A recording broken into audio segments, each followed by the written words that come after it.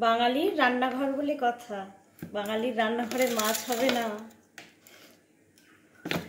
তা তো ভালো লাগবে না, বাঙালিদের ভাতই উঠবে না, তাই না?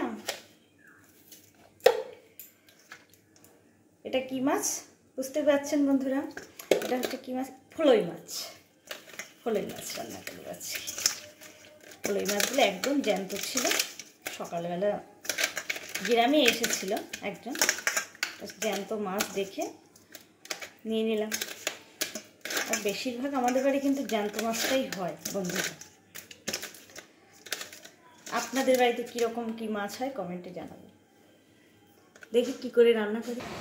তেল গরম হয়ে গেছে, এবার মাছগুলো ভেজে নিই না।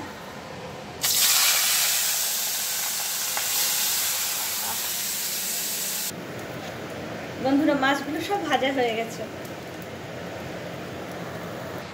জিরে ফোড়ন হয়ে গেছে। এবার আমি কিছু কি বলছিস?